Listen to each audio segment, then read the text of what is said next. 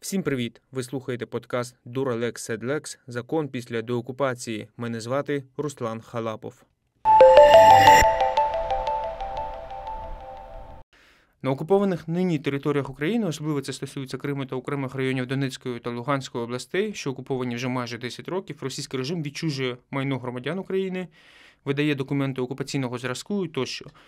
Я хочу наголосити, що усі ці угоди, правочини, постанови чи акти, які видавали і видають органи окупаційної влади, незаконні, вони не створюють жодних юридичних наслідків, але цим дуже вдало і вміло користуються росіяни у своїй пропаганді. Тож, сьогодні ми поговоримо про це в студії Анастасія Калініна, юристка правозахисної організації «Кримсоц». Пані Анастасія, доброго дня. Доброго дня. Перше таке питання. Як фіксуються випадки відчуження майна окупаційним режимом? Потрібно почати з того, що, як ви зазначили, вже на території Автономної Республіки Крим та міста Севастополя і окремі райони Донецької та Луганської області, вони окуповані вже майже 10 років. І, звичайно, що там живуть люди, живуть українці, і вони не можуть жити без документів, так би мовити, російських. Тобто ми це все розуміємо і приймаємо, не засуджуємо, бо розуміємо, що треба виживати. Також з 22-го року окуповані вже частина Херсонської, частина Запорізької області та частина була окупована Харківської, частина залишається окупованою. Тому там така ж історія, і фактично Росія дублювала але навіть трішечки жорстокіше на цих територіях всі свої закони і порядки. Щодо фіксації самовідчуження, ми що взагалі право власності, як воно є або національне, тобто що належить державі, комунальне, що належить органам місцевої влади або комунальним підприємствам, та фактично приватна власність. Це дві різні сторони. Воно може належати фізичним особам, може належати юридичним особам, і тут багато різних направлень, що робити і як ви взагалі фіксувати чи не фіксувати це майно. Якщо говорити про національне і комунальне, то, звичайно, що в перші, напевно, місяці Росія після окупації націоналізувала і все позабирала. Це чудово видно там із новин, і всі там стикалися, і навіть якщо люди не пов'язані з Кримом, вони знають, що всі там пляжі, санаторії, вони були комунальні або належали, наприклад, там міністерствам, були в їхньому розпорядженні. Росія все націоналізувала. Щодо приватного майна, то це відбувалося дуже поступово, і це вже люди самі вимушені були змінювати українські документи на російські. Як це фіксується? Звичайно, що національне і комунальне майно, воно обліковано в державі, і Україна знає, що в неї там було і що перейшло до Росії. От щодо з приватним, це набагато складніше. І тут, враховуючи те, що всі реєстри, і відповідно, майже всі реєстри, і відповідно Державний реєстр речових прав, це такий реєстр, який тримає Міністерство юстиції, воно є держателем, і туди вносяться всі відомості про право власності. Тобто це, якщо ви купили, продали, успадкували, вам подарувало, тобто коли Україна там з 14-го року особливо почала переходити на такий електронний документообіг, то це було обов'язковим. Тобто фактично дуже багато ще залишається старих документів по Україні, але фактично з кожною новою угодою, так би мовити, тобто все, що б ви не робили майном, все має пройти через ці реєстри. І ми розуміємо, що все майно до 2014 року в Криму, його майже немає в реєстрах. Тобто це старі свідоцтва про право власності або державний акт про право власності на землю. Це такі старі документи, коли видавалися ще там в рамках приватизації, наприклад, або їх купляли, але це ще до реєстрів було, і це все було в паперовому вигляді. Ми розуміємо, що Україна не мала можливості вивести всю документацію, і це взагалі є найбільшою, напевно, на мою думку, проблемою, як пов'язано із документами на майно, так і з документами взагалі людей. Чому там дуже велика проблема оформлювати жителям Криму паспортні документи, бо там переоформлювати, або якщо вони загубили, або якщо оформлювати цю нову ID-картку, бо фактично все прив'язано до паперових справ, щоб ідентифікувати людину, а їх немає. Точно так же само і з майном. Тому, звичайно, що приватну власність держава України не може обліковувати, бо в неї немає доступу до цих документів. паперовому вигляді. Я просто згадав під час вашого коментаря, що російським урядом приймали закон, постанова про те, що іноземці не можуть мати власність в Криму. Відповідно, я так розумію, що це також було зроблено з метою відчуження якогось майна у, скажімо так, громадян України в окупованому Криму, зокрема, які не хотіли приймати російські документи. Так, якщо бути точнішим, це було в 2021 році, був прийнятий указ, відповідно до якого іноземні громадяни не мали мати у праві власності земельні ділянки в Криму, так би мовити, на оцій прикордонній території. Ну, фактично, враховуючи географію Криму, то ми розуміємо, що там фактично 3 райони всередині Криму, тобто вони не підпадали під цей указ. І таким чином іноземні громадяни, в тому числі і громадяни України, відповідно до російського законодавства, вони не мали права мати у власності ці земельні ділянки.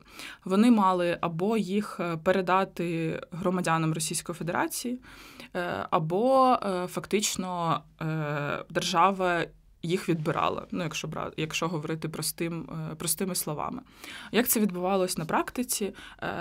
Частіше за все, майже всі люди попередавали громадянам Російської Федерації, або ми розуміємо, що в 2021 році, якщо людина жила з 2014 року в окупованому Криму, то явно в неї є російські документи. Тобто таких громадян не так багато, таких, що прям там жили без російських документів. Тобто вони або оформлювали там право на від на жительство, або оформлювали російські документи. Це було направлено на тих громадян, які виїхали вже давно, і вони там фактично все залишили, або те майно там українських чиновників, яке позалишалось. Або там були випадки таких, що, наприклад, була земельна ділянка, і людина не отримала її у спадщину, тобто не встигла оформити документи або не могла, і фактично вона числилась за громадяном України, який помер, і треба було щось з нею робити. І часто таким чином забирали або викупали за дуже маленькі кошти. Тобто виставляли, я особисто знаю декілька випадків, коли виставляли прямо на а-ля аукціон, і держава викупала там просто за копійки це. І у людини не було до виходу. Але майже все, це направлено на те, щоб і забрати майно у українців, і в тому числі нав'язати їм російське громадянство, тобто зробити такі умови, що людина не може жити без російського громадянства. Як, наприклад, в Україні фактично, якщо ти іноземець, то ти маєш всі ж права і обов'язки, крім права бути обраним і обирати. Тобто, ходити голосувати, не вибирати. А так в тебе всі обов'язки і права такі ж, як і у громадян України. І тобто в нормальній демократичній державі це такого не могло б статись. Але ми говоримо про окупаційну владу Російської Федерації в Криму. Пані Анастасія, ви говорили про паперові документи, які в Криму, і це є проблемою. Я припускаю, що коли відчужували майно, будь-то приватне, будь-то державне в Криму, ці документи або вилучались, або знищувались, мабуть ж. Якщо давайте поговоримо про приватне майно, як в такому випадку нашим громадянам після деокупації треба буде доводити своє право на це майно? Чи є у нас необхідні юридичні інструменти для цього випрацьовані? Дивіться, якщо почати з державного майна і з комунального, тут зрозуміло, що все, що відбувалося з цим майном Російської Федерації, воно є недійсним, нікчемним, тобто воно фактично все повернеться, і це прописано в законах. Також це прописано в законах і про приватне майно, тобто будь-які правочини, вони є недійсними і не створюють ніяких правових наслідків, але наразі це все прописано в законах, так, але механізми цього ще їх немає. Тобто вони зараз розробляється велика концепція і надалі стратегія державної політики щодо відновлення влади та реінтеграції деокупованих територій України. Туди входить і всі ці питання майна. Тобто є така ідея у уряду зробити стратегію по всім окупованим територіям України, які зараз щоб прописати фактично там все, починаючи там з відновлення влади і медіа, і от цими питаннями майно. І після цієї стратегії, відповідно, буде якийсь план дій з планом прийняття відповідних нормативно-правових актів, щоб прописати цей механізм. Але, звичайно, що якщо якщо говорити з людською мовою взагалі і з позиції там людини, і в мене дуже багато знайомих, і в моєї сім'ї багато родичів в Криму, і в них там була власність. І, звичайно, що за 10 років люди щось робили зі своїм майном. Вони продавали, можливо, купляли, дарували. І це не завжди було між громадянами України і громадянами Російської Федерації, які заїхали на окупований півострів. Це може бути між громадянами України, які вимушено опинились в окупації. Тобто вони не могли нічого не робити з цим майном. І тут вже виникає питання, що це вимушені дії. Тут в таких угодах дотримувалась воля сторін, тобто всі пункти договору вони виконані. І тут, звичайно, що незрозуміло, як буде вчиняти держава з цим, бо фактично у таких людей може не бути спору. Тобто в них все ок, тобто, можливо, людина не збирається повертатися в Крим, або їй не потрібна ця квартира, а там, наприклад, квартира, а тій людині потрібна, і в них немає грошей знову, якщо там цей відкат робити до тих, ще проводити ці купівлі-продажі. І тут, тут дуже велике питання, але потрібно тоді буде державі відслідковувати, яке майно купили саме громадяни Російської Федерації, які сюди, в Крим заїхали. Ось. Тому зараз таких механізмів і правила немає. Щодо цих документів, які були у жителів Криму, це зазвичай, я вже казала, що їх майже не було в реєстрах, і це були просто паперові документи. Як правило, люди, я от зі своєї сім'ї можу розказати, коли людина продавала квартиру, наприклад, вони мали віднести цей український документ в російський там орган, який комунальний, їм фактично міняли на російський документ. Але український при тому вилучали? Так, в український вилучаються, звичайно, але я сподіваюся, що, і ми багато років казали про це, що всі люди роблять собі хоча б копії документів цих, вони їх тримають, бо, звичайно, що вони їх вилучають, і мої знайомі також робили копії. І я сподіваюся, що таким чином можна буде відновити цей ланцюг, якщо там ці дії були незаконними щодо цього майна. Але фактично так, їх вилучали. Тут ми ще до повномасштабного вторгнення казали, що дуже наголошували, і коли давали юридичні консультації, завжди казали і радили людям вносити в цей державний реєстр речових прав своє майно, свої документи на майно, щоб в випадку все, що може бути, тут навіть пов'язано не тільки з окупацією, а й з бойовими діями. Якщо треба буде, там, де Бог влетіло щось і треба буде відновлювати, то це дуже легше відслідкувати право власності там, в цьому реєстрі. Ось. Тому я так собі думаю, що, скоріш за все, це все буде якимось чином відновлюватись. Тут ми також розуміємо, що Росія не залишить ніяких, скоріш за все, паперових там справ. І ми, коли там Збройні сили України зайдуть в Крим, то не буде ніяких взагалі документів, і фактично все, що у людей буде на руках, воно то і буде. Тут явно Україна не буде робити запити в Росію і вилучати ці документи. Тобто ми розуміємо, що тут це чисто відповідальність людей, щоб вони зберігли там ці всі документи. По можливості, звичайно, повносили там ті, хто з окупованого Криму живуть на підконтрольній уряду України території, повносили в цей реєстр. Тут, звичайно, теж є дуже великі ризики, бо дуже мало нотаріусів хочуть працювати з окупованими територіями.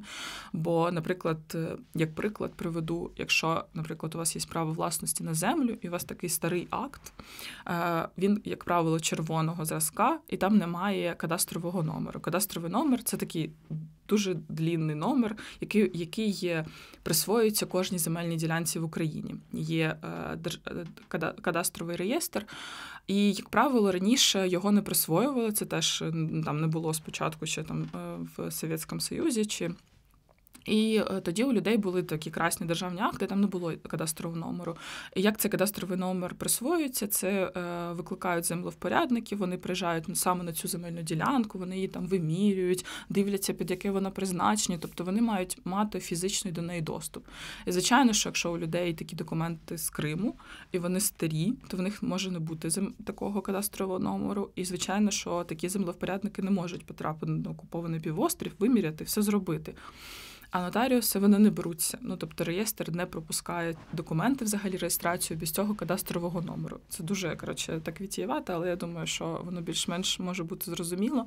Тому, звичайно, що дуже важко нотаріально внести в цей реєстр, але, там я закликаю завжди людям не боятися звертатися за юридичною допомогою, якщо в них є така потреба, щоб їм допомогли там кваліфіковані спеціалісти з їхніми питаннями і, можливо, щось попередити або якось врегулювати це питання з майном.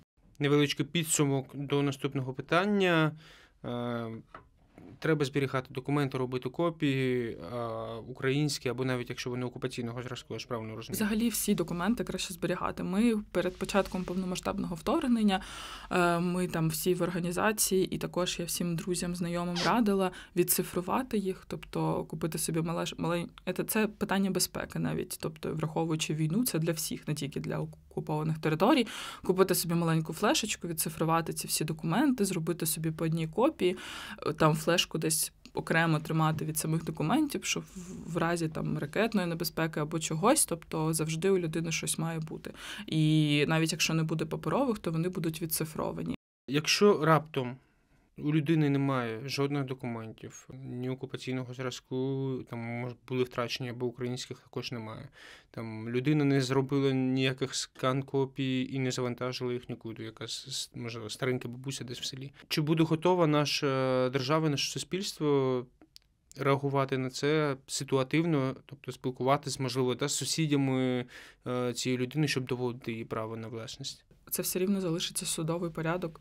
Тобто, як крайня міра, тобто, якщо у людини взагалі немає ніяких документів, то вона може в судовому порядку підтвердити своє право власності. Ще одне питання про майно. Як буде відбуватися процес повернення власності українцям?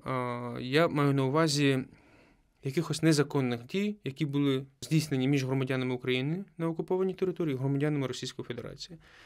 Можливо, вже є якісь прецеденти повернення або судової тяганини щодо повернення своєї власності тут у нас на міжнародному рівні або там Європейському суді з прав людини.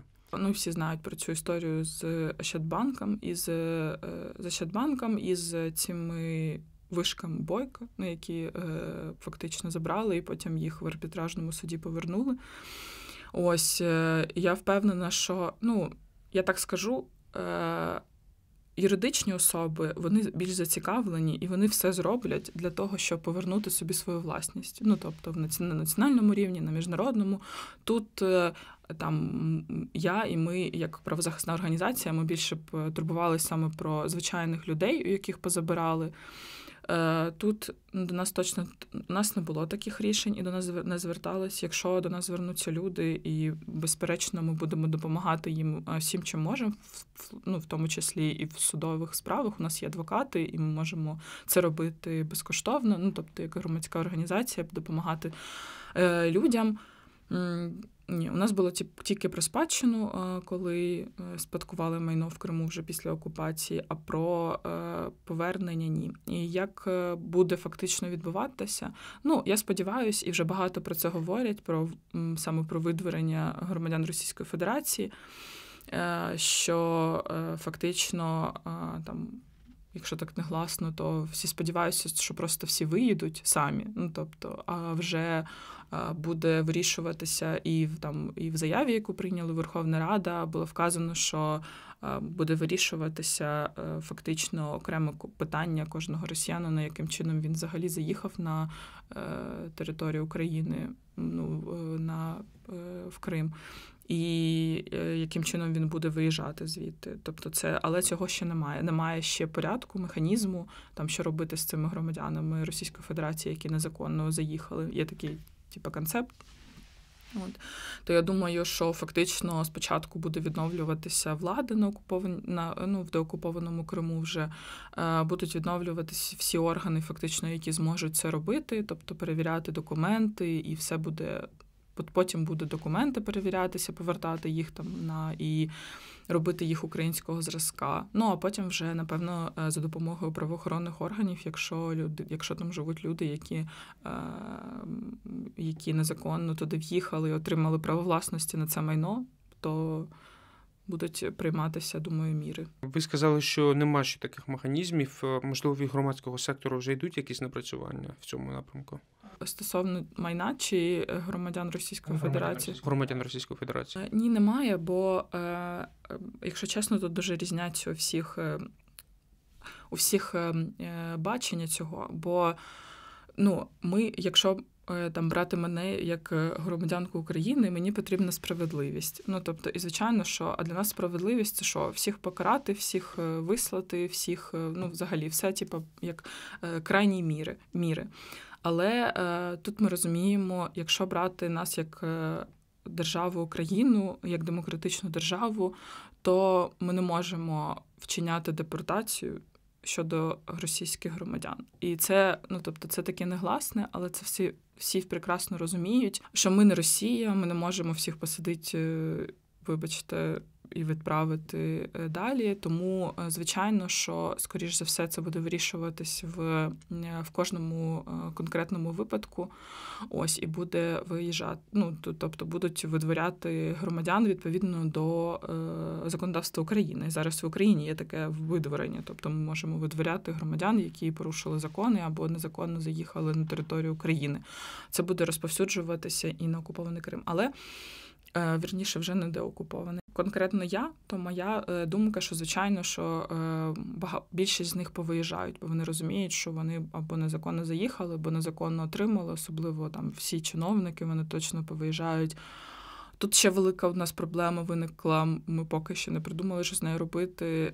Що робити, наприклад, з тими громадянами Російської Федерації, які проживали там до 2014 року в законному порядку, як мали посвідчення на проживання, тобто відповідно до українського законодавства, або, наприклад, що робити з громадянами Російської Федерації, наприклад, якщо приїхала там жінка або чоловік, вони одружилися з громадянкою України, і в них вже народилися діти.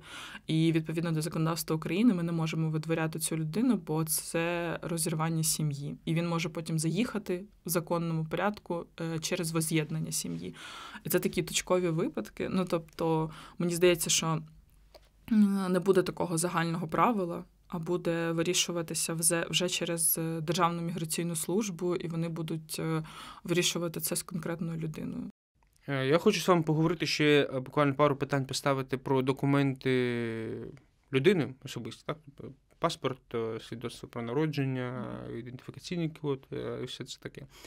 І я, і ви, як люди, які працюють з темою Криму, чудово розуміємо, що не всі громадяни України, на жаль, які перебували в окупації і навіть до початку повномасштабного вторгнення Росії, не встигли або не мали можливості виїхати на підконтрольні уряду України території і зробити собі документи. Тобто там весь цей час народжуються діти, люди помирають, люди одруджуються, не отримують документи українського зразка, не оновлюють паспорти. Що з цим робити? Як це буде відбуватися, враховуючи ще той факт, що після початку повномасштабної фази війни це взагалі стало неможливим? Я скажу, що це можливо, просто ускладнилось, бо раніше можна було переїхати через адміністративну межу між Кримом і Херсонською областю, як правило, і робили. Приїжджали в Херсон або в Херсонську область і робили там документи, і це було не так важко, як зараз. Зараз це потрібно об'їхати півсвіту, щоб потрапити на територію України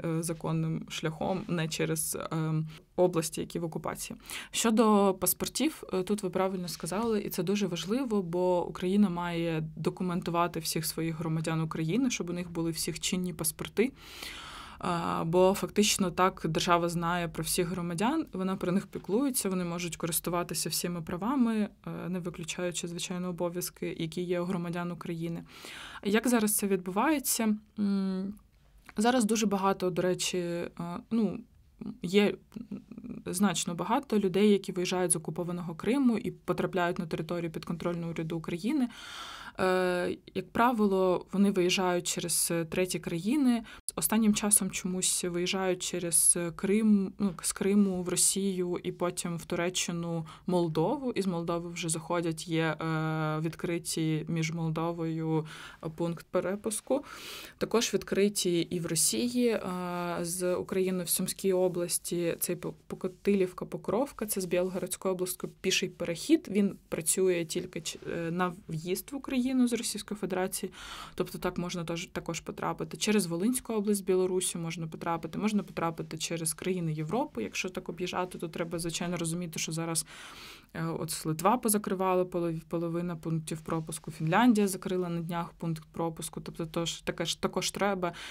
Тут ми там завжди радимо з цим консультуватись обов'язково, як виїхати, щоб потім не потрапити просто витратити кучу грошей і не потрапити нікуди. Зараз можна оформити паспорти для жителів Криму, і ми також допомагаємо з цим. Це ускладнена процедура, вона була ускладнена ще з 2014 року. Тут ми повертаємось до того, що всі паперові справи паспортних столів, так званих, яких називали там Державною міграційною службою, вони всі залишились в Криму.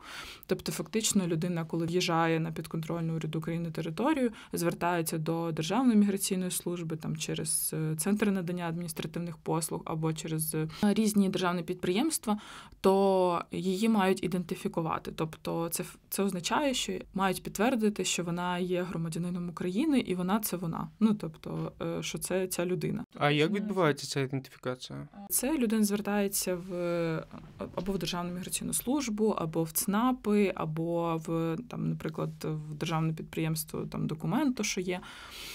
Ось, її ідентифікують. Спочатку ці органи, вони розсилають запити по всім реєстрам і по всім іншим органам. Можливо, якщо це доросла людина, або, можливо, є якісь відомості про неї десь. Також вони витребують у цих людей всі, що в них є документи українського зразка. Особливо добре, якщо є якісь документи з фотографіями, щоб могли співставити.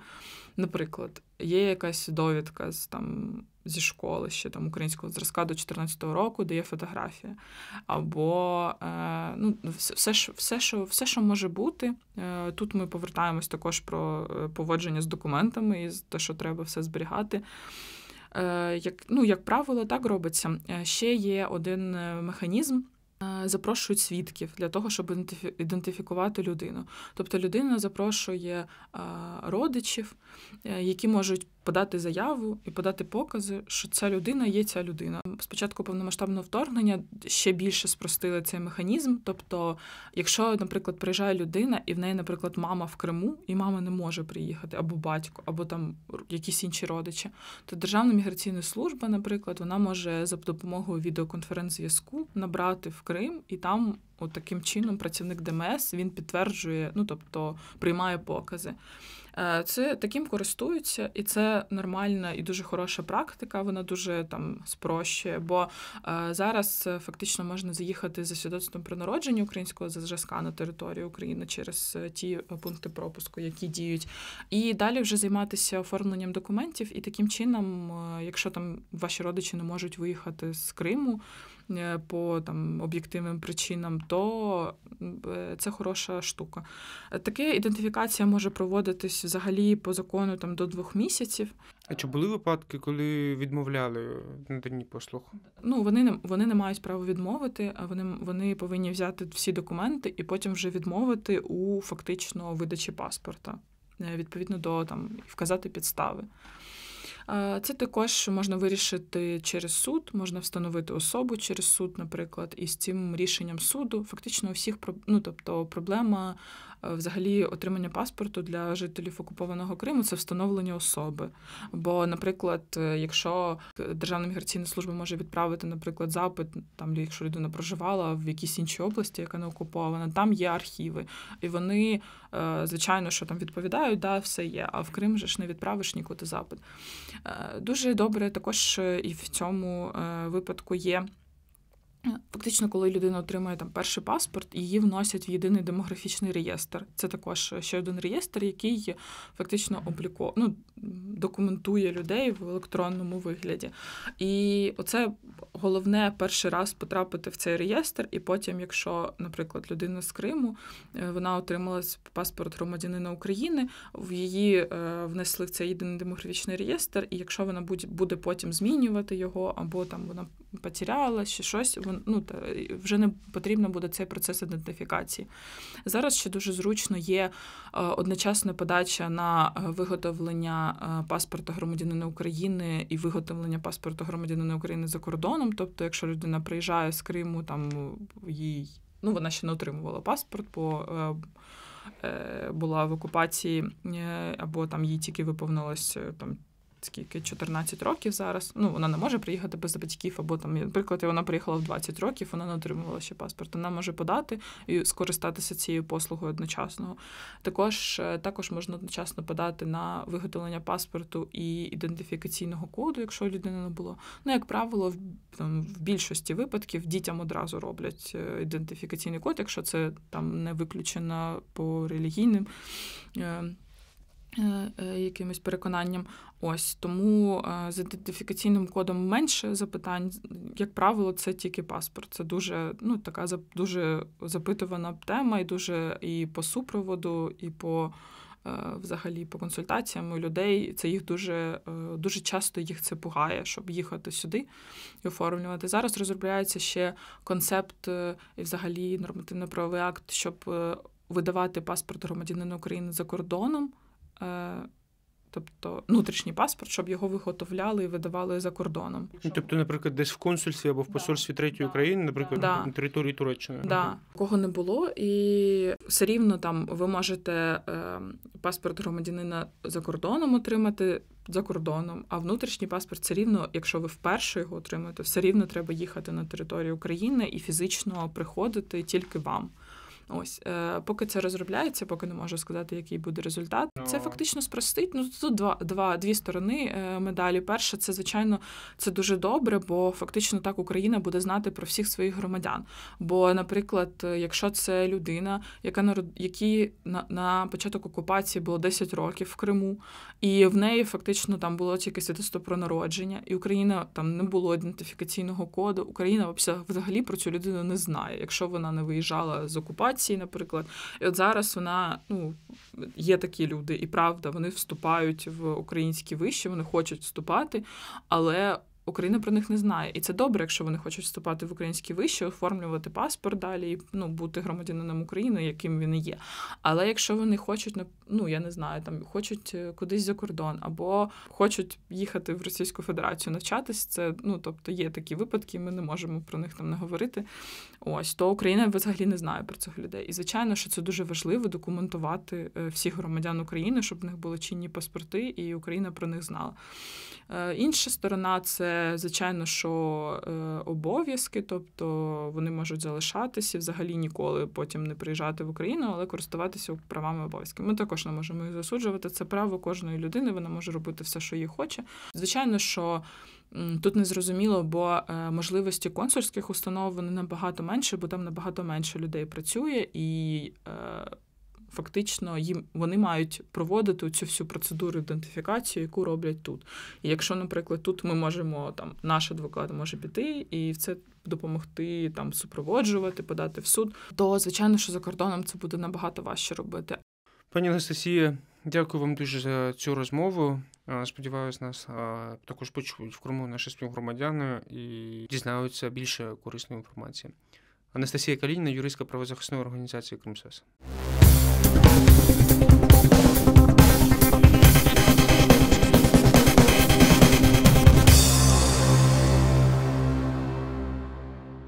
Цей контент створено за фінансової підтримки Європейського Союзу. Вміст публікації є одноосібною відповідальністю ДВ Academy, програми «Медіафіт» для Сходу і Півдня України та не обов'язково відображає погляди Європейського Союзу.